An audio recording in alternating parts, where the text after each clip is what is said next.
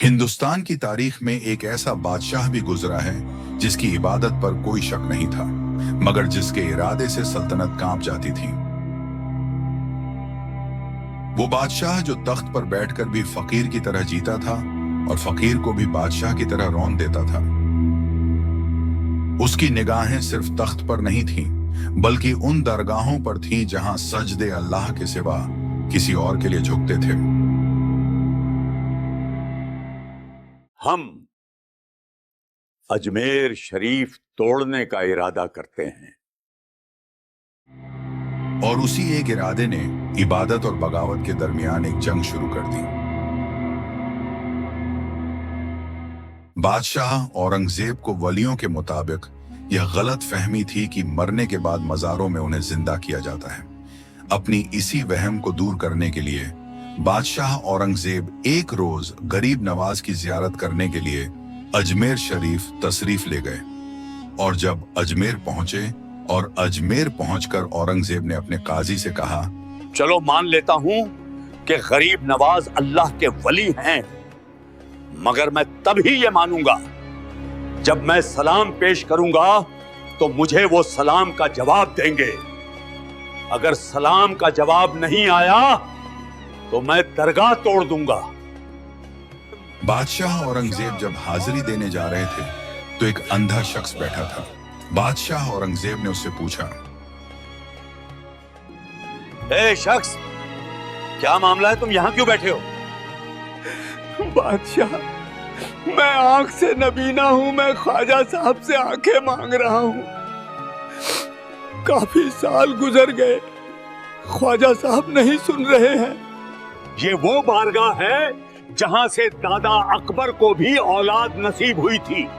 मैं सुल्तान की बारगाह में सलाम पेश करने जा रहा हूं। मेरे वापस आने तक तुम्हारी आंखें वापस नहीं आई तो मैं तुम्हारी गर्दन काट दूंगा। इतना सुनना था कि अंधा इंसान परेशान हो गया और कहने लगा, ख्वाजा साहब, अब तक तो आंखें नहीं थी, अब गर्दन भी नहीं रहेंगी। ख्वाजा साहब, हम गरीबों का सहारा आप ही हो, मुझे आंखें दो, मुझे आंखें दो। बादशाह औरंगजेब जब दरबार के करीब पहुंच के पहली मर्तबा सलाम पेश किए तो कोई जवाब नहीं आया। दूसरा मर्तबा किए तो फिर भी कोई जवाब नहीं आया। जब तीसरी मर्तबा किए तो जवाब आया, अस्सलामु अलैकुम या सुल्तानुल हिंद। वालेकुम सलाम औरंगजेब आलमगीर।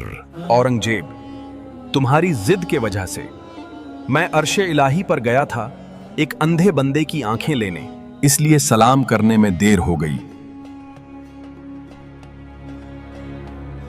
जब ख्वाजा साहब अजमेर पहुंचे तो उस वक्त एक मंदिर था और वो मंदिर राजा रानियों के इबादत के लिए खास था। मंदिर के साथ ही एक तालाब था जिसका नाम आना सागर था। हिंदू उस पानी के तालाब को बहुत बरकत वाला मानते थे। उनका मानना यह था कि जो इस पानी में नहाएगा उसके गुनाह खत्म हो जाएंगे। और कहते हैं रात में इतने चिराग जलते थे, 130 किलो का करीबन तेल जलता था। और आसपास इतने देहात गांव थे, वो भी मंदिर के नाम पर थे, और उस देहात गांव की आमदनी इसी मंदिर में खर्च होती थी। मंदिर में बहुत सारे लोग रहते थे जिनका काम आने वाले लोगों का रहनुमाई करना था, यानी कि कौन सा देवता बेटा देता है, कौन सा देवता सेहत देता है, कौन सा देवता तंदुरुस्ती का मालिक है और कौन सा देवता दौलत देता है। ख्वाजा साहब अन्ना सागर के थोड़ी सी फासले पर अपने मुरीदों के साथ चटाई बिछाकर बैठ गए। असर नमाज का वक्त होना था। ख्वाजा साहब ने अपने प्यारे मुरीद कुतुबुद्दीन बख्तियार काकी से कहा, जाओ अजान दे दो। बेटा कुतुब, असर नमाज का वक्त हो गया है, जाओ अजान दे दो। यही अजमेर में वो वक्त था जब अल्लाह की वहदानियत और नबी पाक की रिसालत का पहला ऐलान था। अल्लाहु अकबर, अल्लाहु अकबर, अल्लाहु अकबर, अल्लाहु अकबर। अशहदु अल्ला इलाहा इल्लल्लाह, अशहदु अल्ला ये कैसी आवाज है? إله إلا الله. अरे तुमने सुना? हाँ, ये कैसी आवाज है? गांव में ऐसी आवाज तो पहले कभी नहीं सुनी.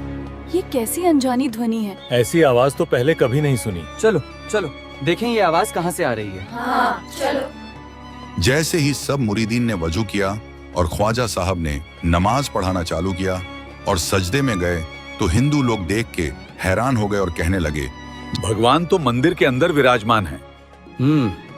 फिर ये लोग किस भगवान की पूजा कर रहे हैं? जब शाम हुई तो राजा के ऊंट दीन में चरने गए थे और शाम को अपने चारवाहों के साथ वापस आने लगे तो इत्तेफाक से ख्वाजा साहब जहां बैठे थे वो जगह ऊंटों की बैठने की जगह थी.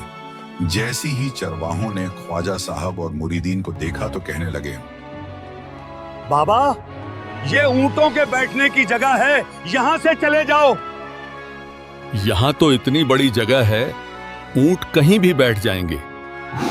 बाबा ऊंट तो यहीं बैठेंगे, जाओ कहीं और जाके बैठो. बेटा, यहाँ तो बहुत बड़ी जगह है, कहीं भी ऊंट बैठा दो. नहीं बाबा, यहाँ राजा के ऊंट ही बैठेंगे. उठो कुतुबुद्दीन, ये कह रहे हैं कि यहाँ राजा के ऊंट बैठेंगे, तो यहाँ ऊंट ही बैठे रहें. अगले सुबह जैसे ही चढ़ाई का वक्त आया तो पता चला कि ऊंट तो उठ ही नहीं रहे हैं. उन्होंने उठाने के लिए कहा, लेकिन ऊंट तो उठ ही नहीं रहे. वो लोग परेशान हो गए जो हमारे एक इशारे पर उठ जाते थे, आज उठ ही नहीं रहे हैं. आज ऊंट उठ क्यों नहीं रहे हैं? ऐसा तो कभी नहीं हुआ. कल उस बाबा ने कहा था कि यहाँ ऊंट ही बैठे रहें. शायद बाबा जादूगर है.